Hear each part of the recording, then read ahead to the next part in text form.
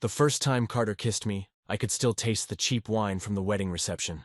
And even in the dim hotel room light and the muffled hum of the dance floor music downstairs, I knew this wasn't part of our act anymore. Hit subscribe and leave a like to get access to more stories like this. My name's Andrew. I'm 30 and I work as a graphic designer at a moderately respectable agency in Seattle. My life's a mix of routine and quiet that I've learned to interpret as freedom. For my family, though, it sounds more like being stuck in a rut. Every Sunday lunch turns into a polite interrogation. Any girlfriends? You young people today don't want commitment, do you? You should try that app, the one that, what's its name again? Being single was never the problem. Actually, I quite like being alone. But these demands weigh extra heavy when you've heard them since childhood, with everyone's eyes on you, expecting a mold you never fit. I grew up perfecting the diplomatic smile, the subtle subject change, and the skill of refilling a glass at just the right moment, just to avoid having to answer who sleeps next to me. My mom doesn't mean any harm. She's direct, practical, believes love can be solved with some wine and a good dinner. But her world, and most of my family's, still lives in this tight little box of man-woman marriage kids. I never fit there, never really tried. But the comfort of my neutral zone started stretching too thin when the invitation for my cousin Lauren's wedding arrived. What you hear here is just the beginning. The full stories, unfiltered and with all the details you can imagine, are available now. See the link in the description right away. Yeah, of course I'd go. But deep down, I knew it would just be another one of those trips where the only really heavy luggage is the feeling of not belonging. It was in that mood of anticipated defeat that one random Saturday, while we were watching a bad movie, sprawled on my couch, I blurted out, half joking and half screaming for help, "What if you pretended to be my boyfriend at this wedding?" Carter's eyes widened, then he bit the corner of his mouth the way he always does when he finds something I say silly, and he laughed. But he didn't say no. My life in Seattle has a predictable rhythm. I wake up early, but I don't get out of bed before about 5 minutes of internal debate. My apartment is minimalist, not by style, but out of sheer laziness about accumulating stuff. The walls have some old prints I made on a sleepless night, and everything there carries a bit of me. Simple, sober, safe. During the week, I follow an almost Japanese pattern of discipline. Strong black coffee, open screens, meetings, layouts approved or trashed. Sometimes Carter comes over after work. He drives for apps, but he's also taking a mechanics course in the South End. He's the kind of guy who knows how to deal with car parts as much as people. Everyone likes him. I don't really understand how he hasn't gotten lost in all of it. Or maybe he's gotten lost better than I have. On weekends, I like to walk along the waterfront, far from downtown, just listening to my own footsteps. I don't have many friends besides the usual ones. I was never into clubs. Never really learned to flirt. I'm comfortable on the sidelines, watching while others dive into the whirlwind. With Carter, it was different. He'd been dragging me out of myself since college, when he saw me in a baseball cap in the library and asked if I slept there. I had no idea, back then, how important he'd be in my life. I still don't think he knows either. In this context of a lukewarm life with occasional sprinkles of chaos, the idea of bringing him as a fake boyfriend sounded, at the time, like a bold move. It would just be a weekend, an act, a break from the questions. And I trusted him like I'd never trusted anyone. What I didn't foresee was how, amidst all this voluntary lying, some truths would insist on coming out of hiding. "Are you really taking this seriously?" he asked, already in the car, on the way to Portland. Serious enough. My Aunt Annette made a poll in the family group chat about when I'm going to make things official with someone. 18 votes so far, and they're all betting on never. He let out a genuine laugh and shook his head, but I knew he understood. Carter always had this sharp instinct for reading between the lines. More than that, he didn't mock my defenses. He just stayed there, by my side, as if that space between us had always been rightfully his. "I just hope you can act," he said, turning the steering wheel with that scandalous calm of someone who has nothing to lose. The road unspooled miles like thoughts at high speed. We played a bunch of old college songs, and little by little the fake dating plan turned into a kind of impromptu character workshop. What our nicknames would be, our favorite movie, where our first kiss was. Inventing a kiss seems a little much, he mused, glancing away from the road for a second. Better than saying it never happened. The more detail, the more believable. Okay, our first kiss was after seeing Interstellar, on the way back. You cried a lot. You had snot, and I kissed you anyway. We laughed out loud, and for a second I forgot it was all pretend. We fueled up the car with soda, silly confessions, and that comfortable silence between friends who have already seen the worst of each other. I was scared, but also excited, a rare feeling, like breathing cold, clean air after being cooped up all day. Carter, however, seemed different. He avoided my long glances. He smiled automatically. There was a new tension I couldn't yet name. At my cousin's family country house, things started off easy. Carter walked in with such natural charm that even my grandma commented, "Now that's a presentable young man." He remembered names better than I did. He laughed at my Uncle Everett's infamous jokes and even talked gardening with Aunt Clarice. I just watched, fascinated by how easily he filled the spaces, including mine. At the rehearsal dinner, he got me a glass of wine without me asking and whispered in my ear, "I'm doing too good, right?" It was just an act, but my whole body reacted to his presence in a way it never had before, not even with people I thought I'd fallen for. Carter adjusted the sleeve of my blazer when it started to get cold, and gave me a look that carried more than friendship could hide. And still, nothing was said. In the hotel room we shared, our crossing routines started to get more intimate. Nothing sexual yet, just details that seeped in. He'd come out of the bathroom barefoot, hair damp, and I'd pretend to be engrossed in my laptop just to avoid looking. We slept in separate beds, of course, but the tension built up in the air like static electricity about to discharge. The morning of the wedding, I caught myself looking at Carter for too long while he was putting on his tie. He made a silly comment. "You're gonna fall for me if you keep looking like that." I smiled, trying to get back to our usual playful script. But inside it was like my clothes were too tight, like something within me was screaming for an uncomfortable, impossible truth. The next few hours were a succession of soft touches, exchanged glances, and whispers that were too loud. At the toast, my aunt made a point of saying how this new Andrew seemed lighter, happier. I didn't know a compliment could hurt. Carter, on the other hand, started avoiding physical contact in front of others. A touch on the shoulder turned into a wave from afar, and at one point he disappeared for almost half an hour. When he came back, he said he'd gone for some air, but his face had that look of someone fighting something bigger than they were willing to admit. I started to realize I wasn't the only one dealing with something new. Carter seemed at war with himself. Naturalness turned into hesitation. The game turned into a risk. I tried not to imagine too much, but it was already too late. The problem with rehearsing a role that's too authentic is when it starts to reveal the real feeling you've always tried to deny. And that night, in the silence of the room, with the footsteps in the hallway already distant, Carter looked at me for a long time, lowered his voice, and said, "Do you think, at least for tonight, we can stop pretending?" I didn't know how to answer, but something inside me already knew what was coming next. The wedding reception ended like all of them do. Deflated balloons, music fading out, guests too drunk to remember their own names. But our hotel room still held the lingering vibe we'd cultivated all day. I went in first, took off my shoes and jacket. Carter came in after, immersed in a silence that only broke when I closed the door behind him. "Do you realize how much your aunt loves me now?" he asked, tossing his keys onto the nightstand. Still laughing at my family's exaggerated habit of adopting any charismatic person as if they were blood relatives. I shrugged, but I couldn't smile. We both stood in the middle of the room, as if the air itself was denser. Something between us remained unresolved. The weight of the day was still present, compressed between the fake conversations, the rehearsed gestures, the touch on the waist, the knowing look demanded by the disguise. The difference was, now, we only had the truth between us, and silence. A lot of silence. "You're acting weird," I said, a failed attempt at lightness. "I'm trying to figure out what's going on here, Drew," he replied, this time looking directly into my eyes. The use of my old nickname affected me in a way that's hard to explain. "Nothing's going on," I replied, but my voice came out with a disguised tremor. "Don't say that. Don't pretend. Not now." His words floated between us for a few long seconds. Carter took 2 steps. The room felt smaller. He took off his jacket and, for the first time, didn't make a sarcastic comment. He folded it carefully and placed it on the armchair. Then he loosened his tie, as if he was freeing himself from something more internal than the fabric tightening his neck. "Do you feel?" he started, but abandoned the sentence in the air, as if finishing it would make it undeniable. "I don't know what I feel, but I can't ignore it anymore," I admitted. He smiled sadly, like someone recognizing themselves in a mirrored confusion. Suddenly, the silent room no longer seemed like just any hotel room. The little light came from the street lamp outside, filtered by the beige curtains.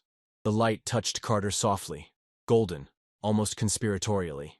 His breathing was louder now, and I felt my own chest trying to keep up, anxious. "We pretended for a long time," he said very quietly. "But at some point, your body doesn't know what's a lie and what's real anymore." When he approached again, I didn't back away. I couldn't. His eyes were different. No joke, no defense. Just contained desire. A hunger for truth. He lifted my hand and placed it on his own chest, right in the center, as if to say without words, "It's here. Feel it." And I felt it. The warmth. The fast rhythm. The raw, sincere pulse. His fingers found the back of my neck, slowly, and traced my skin like someone learning a new road, respectfully. The kiss didn't come as a shock, but as an answer, like a book finally opened to the right page. Our lips met with a delicate, exploratory restlessness, and the connection was immediate, not of fire, but of discovery. Every detail of it was new and old at the same time. The faint smell of his soap still lingered, mixed with the muffled freshness of the room.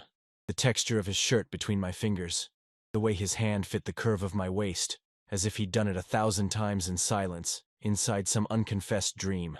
When our bodies truly started to get closer, everything turned into sensation. I let myself be guided by the way he touched me, unhurried, but certain.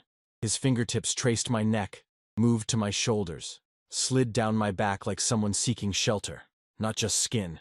He leaned into me, pressing his chest to mine, and the warmth between us rose quickly, like a late afternoon tide. Our breaths became out of sync, then whispers, then subtle moans, and suddenly, nothing was a rehearsal anymore. We lay side by side, still dressed, discovering the intimacy of touch with the reverence of someone stepping barefoot on sacred ground. Some clothes were unbuttoned carefully, as if our measurements were precise. Our bodies met without violence, like two rivers flowing into the same valley. Slowly, confused, but complete. Time stopped being a straight line. His hands slid down the side of my body until they found the bottom of my shirt, and the movement was like warm wind on cold skin. I closed my eyes, not out of shame, but out of intensity. It was like seeing everything more clearly from within. He looked at me in that yellowish gloom and murmured, his voice hoarse, low, and certain, "There's no going back after this." And he kissed me again, more firmly, with surrender, with hunger. The contact grew in temperature, but remained full of care. Everything about him was presence. The way he explored me with short and long touches, as if he wanted to memorize the geography of my skin, and I let him. In fact, I wanted more. I wanted confirmation that this moment, this way of existing together, was real. When our bodies finally aligned, among rumpled sheets and unspoken promises, the sensation was one of a gentle collision, something inevitable, but sublime, unhurried, unmasked. For a moment, I imagined what it would be like if the world stopped there, if that instant froze between the shiver of his skin and the knot in my throat. The night unfolded like a silent exchange of truths, where every touch said, "I see you. I want you. I don't know what this means, but I can't deny it." And we didn't even need to say anything. Morning arrived with shy white light seeping through the cracks. Carter was still asleep, or at least pretending well. I lay still beside him, as if moving would betray that rare moment of tranquility. I looked at him, at his peaceful face, his messy hair, his chest rising and falling at a calm rhythm. I wanted to store that in a part of my memory that never fades. But my mind, unlike my body, was already in turmoil. What did we do? What does this mean? Now what? I got up slowly, walked to the bathroom, and stared at myself in the mirror. There were still traces of the night before marking my skin. A slight scratch on my shoulder. My hair messed up in a way only Carter's fingers could do. I smiled, but that smile quickly broke under the weight of uncertainty. When I returned to the room, he was already sitting on the edge of the bed, staring intently at the floor, as if trying to solve an impossible equation. "Hi," I said simply. He looked at me. His gaze was different. There was weight there. There was doubt there. And there was truth there. "I don't know what comes after this," he confessed. "Me neither." We sat side by side. No touching, just our shoulders close. "It wasn't just a spur-of-the-moment thing," he said, almost a whisper. "And that's the scariest part for me. Do you regret it?" "No, but I also don't know what to do with it." Silence settled, but it wasn't uncomfortable anymore. It was just real. He was trying to understand, and so was I. On the drive back to Seattle, we barely talked, but every pause was loaded with unspoken meaning. Sometimes he'd put his hand near the gear shift, and it would brush against mine. Neither of us pulled back, but we didn't move forward either. For the next few days, our routine was suspended. Not exactly together, not exactly distant. I got a text 4 days later. Short and sweet. I think we need to talk again. Just us. No fantasies, no act. And right then, I knew the story wasn't over. On the contrary, the most real part was perhaps just beginning. It was 8 days. 8 days of the kind of silence that screams. I reread our texts multiple times a night, relived every scene from the trip, all the touches, the unrehearsed gestures that gave away everything we'd spent our lives pretending didn't exist. But most of all, I waited. A sign, a knock at the door, a continuation, and he came. It was a Thursday, late afternoon. I was home, sitting with my laptop on my lap, but I hadn't touched a single key for 10 minutes. The doorbell rang, and even before I got up, I knew it was Carter. I opened the door, and there he was, gray hoodie, eyes marked by bad sleep, wrinkled shirt. But there was also a strange glint in his eyes, something between vulnerability and clarity. He didn't say hi. He just walked in.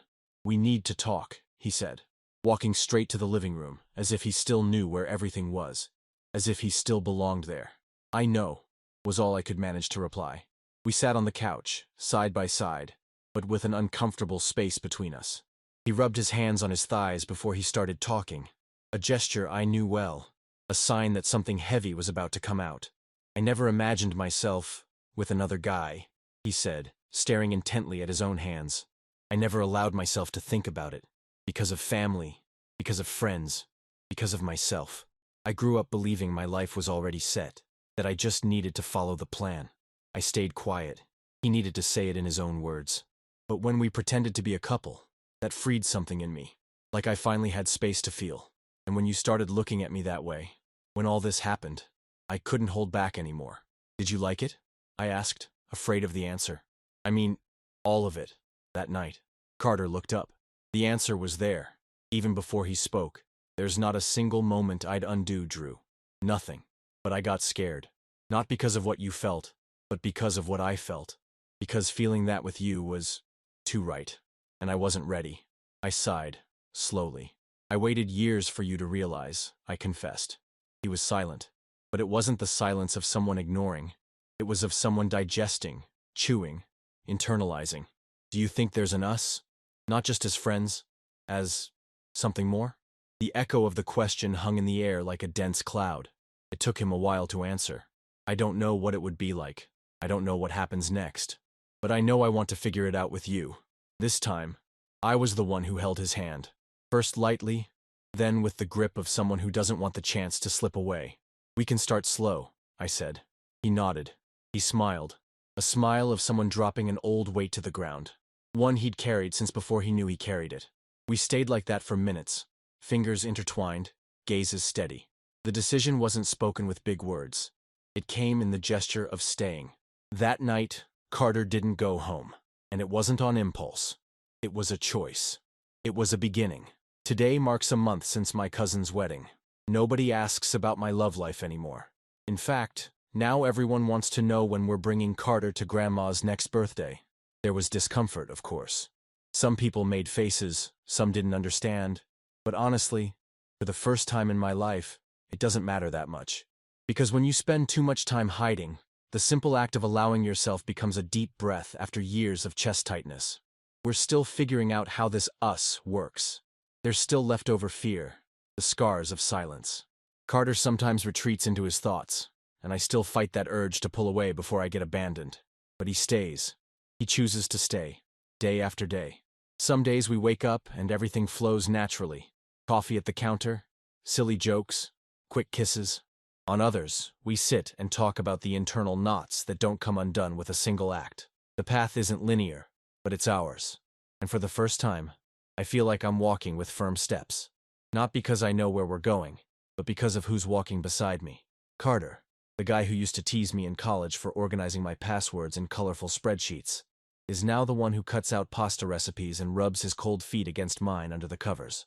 The same Carter who grew out his beard just because I said I liked it, today asks me if this is okay to meet that crazy friend of yours from work, and I realize how everything has changed. It wasn't just a game. It wasn't just a kiss. It was a mirror. It was like finally seeing ourselves head-on, without excuses, without rehearsal, without roles. Every now and then, I still catch myself looking at him from across the room, thinking, how did this even happen? And he, as if guessing my thoughts, gives that crooked smile and says, thinking nonsense again, aren't you? And yeah, I am.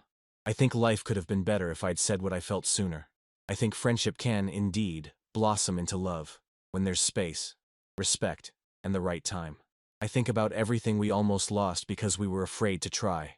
But most of all, I think that, despite the fear, the doubts, the pain, it was worth it. Because now, at night, when the room light turns off and the world demands pauses, it's Carter who turns on his side, puts his arm around my waist, and whispers in a low voice, I'm happy with you, Drew. And me too. If you made it this far, thank you, really. This story might seem like it's about two people falling in love, but it's more than that. It's about freedom, about courage, about stopping pretending who we are to finally live what we feel. What you hear here is just the beginning. The full stories, unfiltered, and with all the details you can imagine, are available now. See the link in the description right away. If you related, if you felt understood at some point, if you saw yourself in one of these pauses or unspoken words, leave a like, subscribe to the channel, and share this story with someone who needs to hear that not everything has to be the way we were told it would be. Sometimes, the best part of life is exactly where we least expected it. See you in the next video. And who knows, maybe in the next story.